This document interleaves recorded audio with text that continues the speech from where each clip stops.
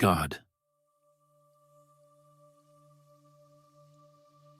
When you are without thoughts, when you are without needs, without wants, without desires, then you are God. You are the universe.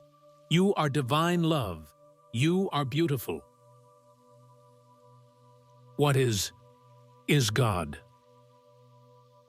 A devotee of Ramana Maharshi, who had been with him about 25 years, had a son who died, and he was grief-stricken. So he begged to have an audience with Ramana. Now, Ramana rests from 12 to 2. He agreed to see his devotee. When the devotee entered the hall, Ramana was reclining on his couch with his eyes closed, and the devotee started to cry and tell him all his troubles, how much he loved his son.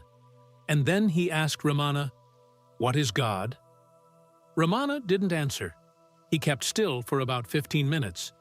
Then he opened his eyes and he said very softly, "What is God? What is God?" It's like when someone asks the question, "Is the world real?" The world by itself is an illusion, but God, as the world, is real. As we progress, we find that there never was a God, so there never was a world. But for the sake of talking, because God is, the universe is. Everything from the lowliest microbe to the fullest galaxy is God in expression. Everything is God. Every leaf, every piece of clay, every star, every planet has no basis for its existence by itself. Because God is, everything else is. That's what Ramana meant when he answered, "What is God?" He was trying to explain to the devotee, your son is dying, that is God. Your son is living, that is God. There is no real difference, only in your mind. We differentiate only in the mind. If the mind were made quiescent, quiet, there would be no differentiation between death and life. We make the differentiation because we think. It's a mental concept that someone dies, and that's bad, but someone lives, and that's good. There's no such differentiation. There is only God, and everything that exists, everything is God. There can be nothing apart from God. But then I say that God doesn't exist except in your mind. That is the reason that, in reality, no thing exists. Do you follow that? As long as you think, there will be existence, person, place, and thing. But when you stop thinking, there's no room for existence, because there cannot be the silence and existence. Everything that appears to be opposes the silence. The silence is consciousness, absolute reality, Sat Chit Ananda. The self exists as itself, yet when you begin to modify it, you say, well, God exists. God is the first modification of consciousness, and it's God's job to create the world, and then to dissolve the world, and then create the world. Who gave God that job? Henry? Henry didn't do it. Who did? Why would God want to create worlds, universes, and then dissolve them, and after a period of time bring them back into existence? Yet, this is what we read about in all the scriptures. This information is for the ajnani, for the man steeped in ignorance. You have to explain to this man how the world became existent, or he will not be satisfied. You therefore go to all the modifications. There is the self, and the self is consciousness. Consciousness modifies itself, and you have God. God modifies itself, and you have existence. Ramana realized that if he explained this to the devotee wouldn't understand. If he told the devotee that only the self exists and your son didn't die because he was never born, it would be too much for the devotee to comprehend. Therefore, instead, he said, God is. What is God. It made the devotee feel better, for he realized that his son was in God's hands, and all is well. But yet, if we have a questioning mind, we question, where did God come from, and why does God appear as all these things? What is its purpose? Most of us know there is no purpose. No thing exists the way it appears. Your real nature is pure awareness. Pure awareness is the universal. There is no place for anything else. In other words, you cannot have existence as it appears and pure awareness. Otherwise, you would have diversification, as the appearance shows you. There's a beautiful tree, there's the sky, there are flowers, there are animals, there are insects. If pure awareness or the self is self-contained, how could there be anything else? Where would the room come from? It's just like space. When you have a room filled with furniture, what happens to the space it takes up? And then you take the furniture out of the room. Has the space changed? Nothing has happened to the space. The space is the same whether the room is filled with furniture or not. And so it is with reality. Reality exists. The self exists as the self. But it appears as if there are things in the universe, as if there were a universe. There are people, there are animals, there are planets, there's the vegetable kingdom, the mineral kingdom. All this appears as real. You therefore have to ask the question, to whom does this appear? Who sees this? You know, by now it's the I. The I is the culprit. If it weren't for the I, there would be no universe. There would be no God. There would be no creation. So Ramana couldn't tell this to the devotee because the devotee wouldn't understand. He therefore said, what is God. The world appears to exist. The world by itself could never exist. So the next step is to say that God exists as the world. But I say to you, there is no God and there is no world, and nothing is as it appears. The appearance is called false imagination. And whose fault is it? The I. Blame the I. Whenever you make a mistake, say it's the I's fault, because there are no mistakes. It sounds funny because it's true. If you did not identify with I, no thing would exist.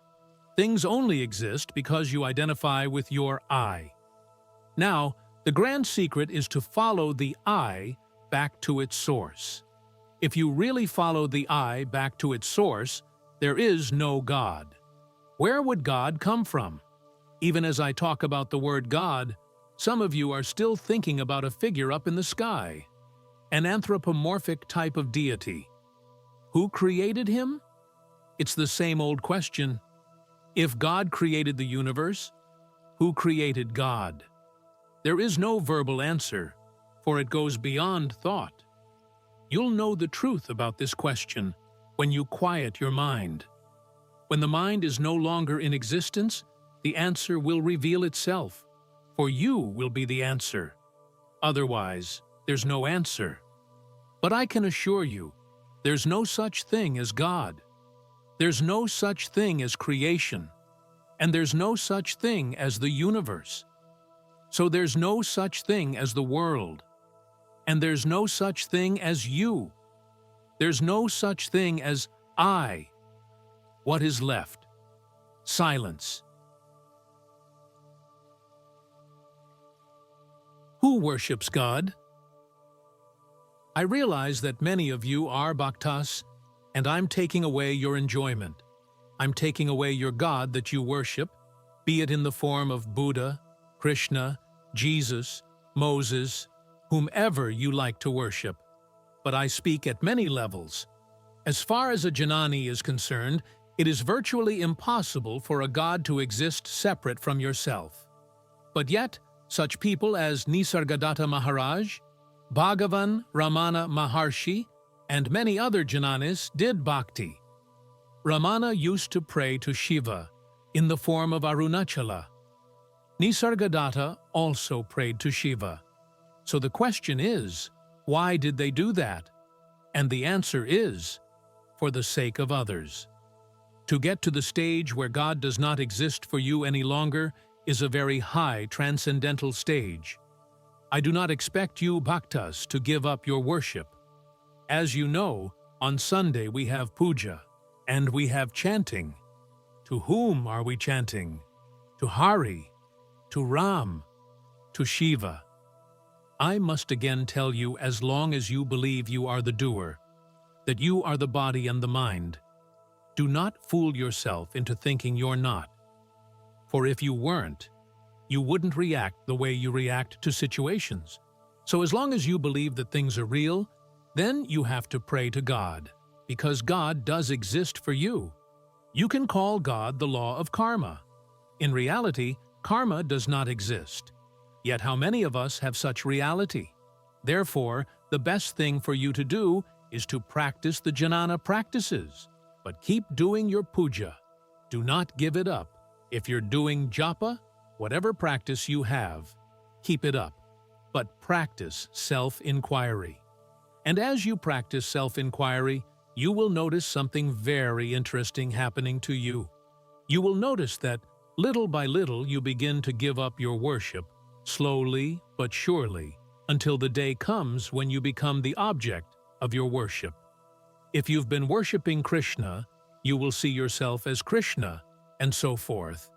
If you try to act like a Janani before your time, you will have a lot of problems, for you will develop an I don't give a damn attitude, and that's not what we're talking about. I'll give you an idea of how a Janani acts. There was once a Janani who lived in a little shack on the mountain by himself. He was radiantly happy. He was coming back from his walk, and he saw some thieves breaking into his house. He crept up by the window to see what they would take, and of course, he owned nothing. There was just a torn blanket on the floor.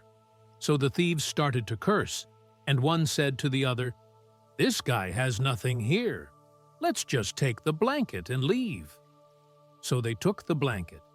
The next day, he intuitively perceived that the two robbers were caught by the police. So he hurried down to the police station to see what would happen. When the sergeant saw him, he said, "Come in. Are these the men who stole from you?" And he said, "Yes." So the policeman asked him, "What did they take?" And he said, "They took my hat and my shirt and my pants and my shoes." And the two thieves started screaming, "What a liar this man is. He didn't have anything. He just had a torn blanket." And the sergeant said, "Is this true?" The Janani said, "When I put the blanket on my head, it becomes my hat. When I put it around my shoulders, it becomes my shirt. When I tie it around my waist, it becomes my pants. And when I walk on it, it becomes my shoes." Of course the sergeant laughed, and he said, "Shall I press charges?" And the Janani said, "No." The two thieves became his disciples. The meaning of that story is, because you're a Janani, it doesn't mean you don't have compassion. A real Janani has more love and compassion than anyone else, but it's not attached to anything, and he'll be the first one to run to somebody's aid, to help somebody. It sounds like a contradiction, but it's not. For while the Janani carries a body, the body becomes under the Janani's jurisdiction and becomes an instrument for good in this world. Therefore, you can never judge a Janani, for you have no idea what a Janani is. You can see a Janani praying to God just as ardently as a bhakti. Yet the Janani knows there is no God, but does it for the sake of others. So when I tell you there is no God, and there is no universe, and there is no world, and there are no people, there's only absolute reality, do not take it too seriously. See where you're coming from. Be true to yourself. Do not fool yourself. Whatever you're into, whatever you're going through, if you sit in the silence and practice self-inquiry, things will begin to stir within you. Things will begin to happen. You will find that your feelings change, your reaction changes, you become less selfish, you develop loving kindness, you understand what this universe is all about, and you're at peace. Robert, do you think that worshipping God or believing in God impedes realization? On the contrary, worshipping God makes you pure. It makes you pure enough so that you can follow the eye back to the source. Whereas, if you did not worship God, you would just know everything intellectually, and you would have a hard heart. Worshipping God softens you up, makes you mellow, kind, causes you to become one-pointed, and lifts you higher. So, by all means, worshipping God is good. But what kind of God will you worship? Worshipping God in the form of a Satguru, or in the form of a Buddha, or a Christ, whatever, is even better. Why so? For if you worship God without form, the energy is not as strong. For what kind of a God are you worshiping? An invisible God that has no form, no shape.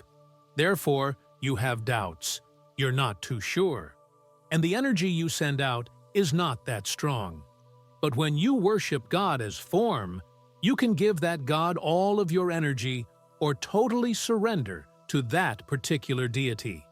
That's the purpose of worship, to finally totally surrender your ego, your pride, your body, your affairs, your life, to that deity. And then you become that deity itself. Less it better, Robert, to focus on one form. Yes, of course, for you become one-pointed. It causes your mind to become one-pointed, and then your mind becomes your servant. And finally, the mind disappears. It's like the sun. When the sun spreads its rays all over the place, it's not as powerful as if one ray of the sun moved to a certain place. A fire would start. That's how powerful it is. But when the sun dissipates its rays, they're not as powerful. In the same way, when you worship many deities, you dissipate your energy, and the worship is not as powerful. Even if you think of them as more or less representative of the same consciousness. That's hard to do. You can't worship Buddha and Christ and Muhammad and Krishna at the same time. I thought you could in the sense of them all being the Christ consciousness. So how will you worship them? How will you do that? As a unit. How can you do it? What will you think of? The underlying consciousness that they all represent. If you can do that, that's good. That's wonderful. But I still think you'll think of each one and dissipate your energy. Whereas, if you have one, they will eventually all merge into oneness. In other words, if you worship Krishna correctly, eventually Buddha, Christ, Shiva, everyone will become Krishna. So it's better in the beginning to worship one. Then the whole universe will become that one. Is God all-pervasive? There was once a holy man who died and went to heaven. He approached the pearly gates and knocked. God came out and asked, "What do you want?" The holy man replied, "I am your servant. I have come." God said, "Sorry, there is no room for you here. You can't come in. Goodbye." The holy man sat down and started to gaze in silence to ponder this. Why won't God let me in? I've been good. I've practiced the scriptures. He pondered this for 6 months. Finally, he said to himself, "I've got the answer." He knocked on the door, and God came to the gate. He said, "Let me in. I'm your humble servant. Theone, who has changed your name for centuries, who has bowed to you, who has prayed to you." God said, "I'm sorry. There is no room for you here." Again, he closed the door. This time, the holy man became completely upset. He didn't know what the problem was. He had been a good person, a holy person. Why won't that guy let me in? He said to himself, "I'm going to sit here forever if I'll have to, until I come up with the right answer." Centuries passed, and he pondered. Remember, he was dead anyway, so it didn't matter. Laughter. After this long period of pondering why he hadn't been let in, he paused and asked himself, "Wait a minute. Who is this I who wants to get into heaven? Who is the I that chanted God's name? Who practiced the scriptures? Who am I?" All of a sudden, he started laughing. The answer came. He got up and knocked on the door of heaven. God came to the door and said, "Who is this?" The holy man said, "It is thou." God opened the gate and said, "Come in, my son. There never was enough room in here for both me and you." So it is with us. We claim we want to be self-realized. We don't realize we are already self-realized. We just have to let go of the belief that I am the doer. It makes no difference what you have done in the past, so far as self-realization is concerned. Once you know the truth, you become free. The truth is, there is no past. There never was a past. The universe has no foundation. There is nothing to hold it together. Therefore, there is nothing you have done that can keep you out of heaven, so to speak. This does not give you license to go out and do evil because it doesn't matter. Not at all. As far as you are concerned, as long as you believe you are the doer and the body-mind phenomena, everything you do has to be accounted for. The law of karma will get you.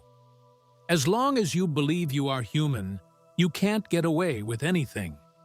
As long as you believe you're a human, a personal I, then there is a personal God. This is where prayer comes in. You can pray to that God, and you will be helped.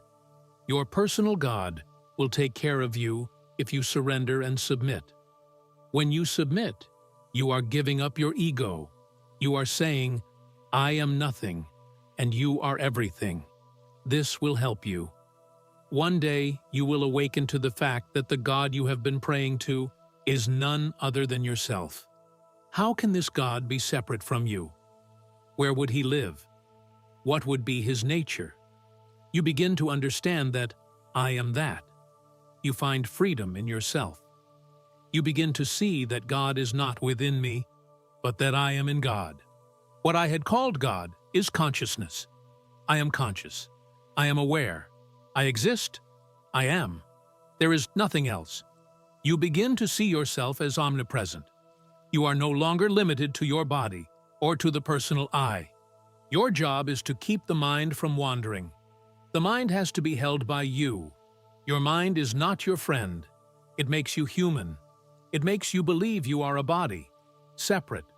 When you see that the body is an emanation of the mind, that it has no existence whatsoever except in your mind, you also begin to see that the body of the universe is the same as your body. It is a manifestation of mind. This brings the beginning of freedom. Bondage begins to break up. You look at the world and realize the world is the self. I am that self. There is nothing else. You have an idea of what God is. Can you imagine God having fear? Can you imagine God complaining about how things are going, or judging this or that to be right and wrong, or saying, "I'd rather have this than that"? There is no duality in God. The universe is ultimate oneness beyond concepts. The mind cannot comprehend it. Even if the word God comes after I am, your mind is playing tricks.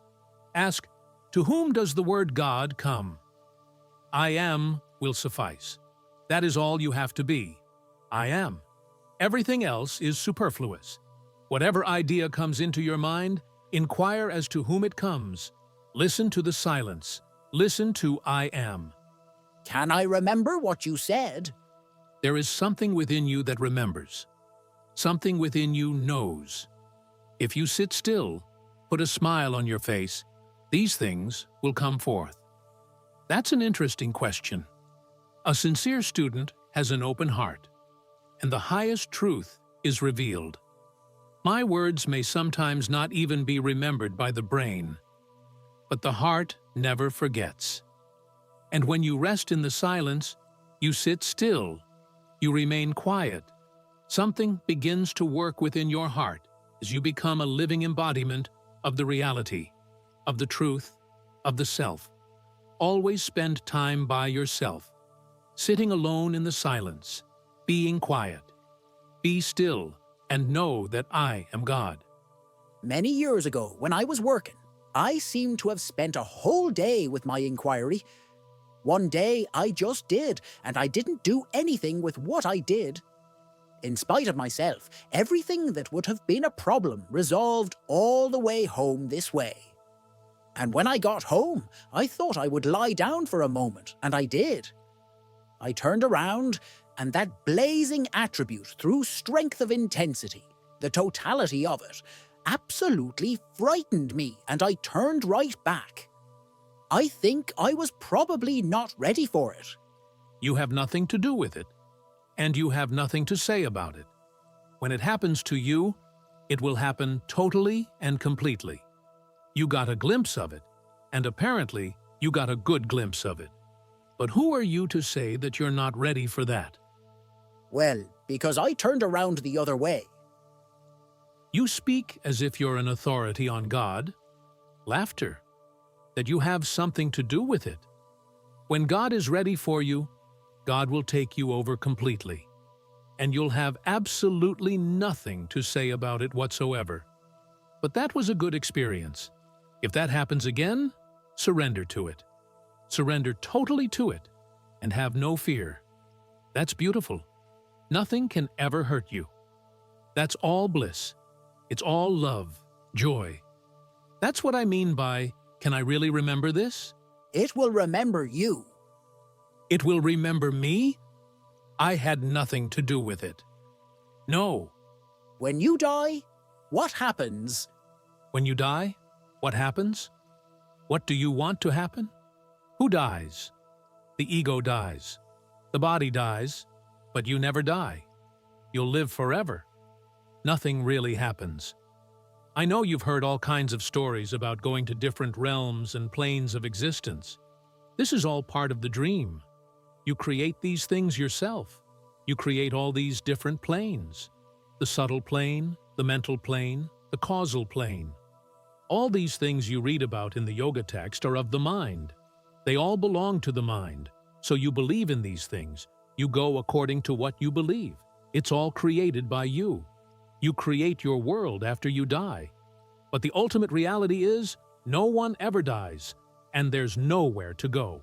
You're already here. This is it. You are eternity. You are fathomless space.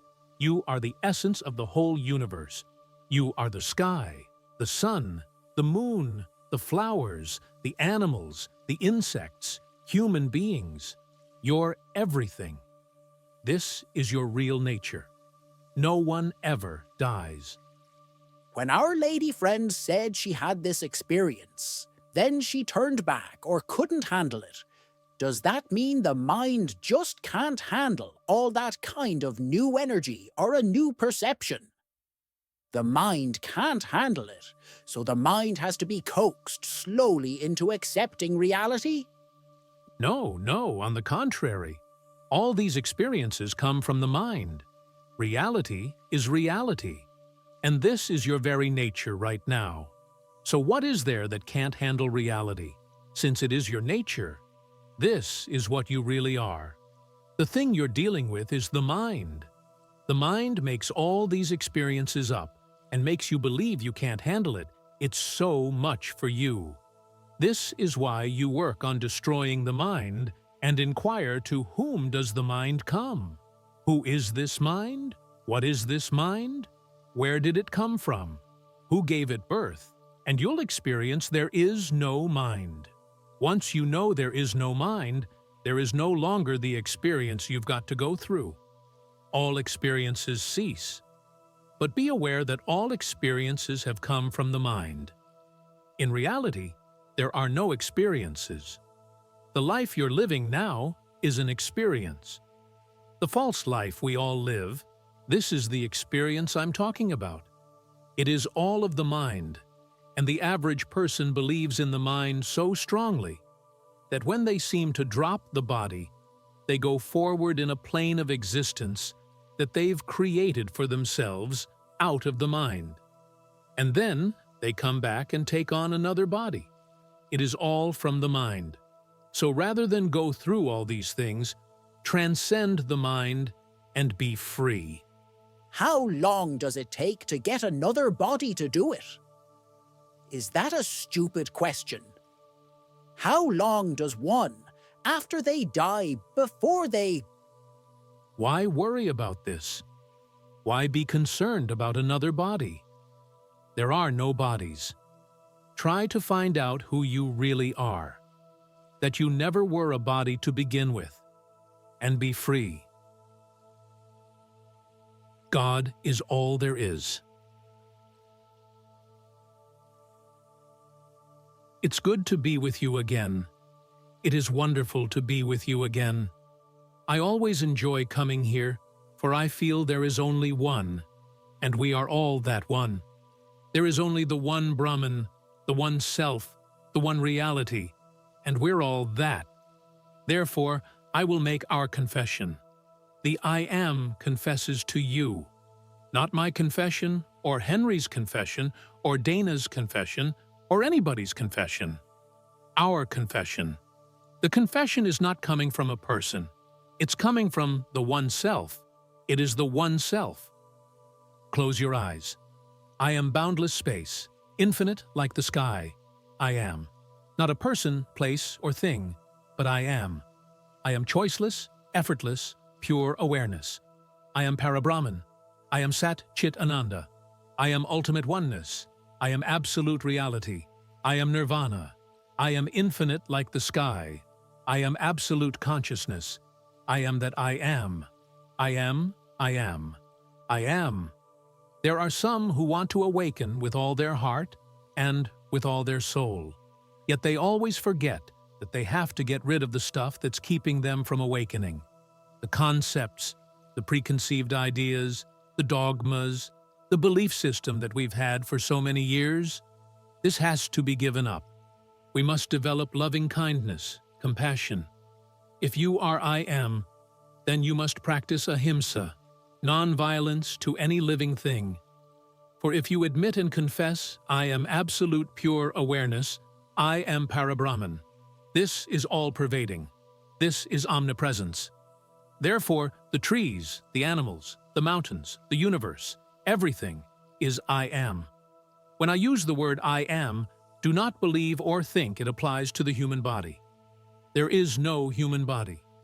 The human body does not exist. I Am consciousness exists, and the I Am consciousness is everything.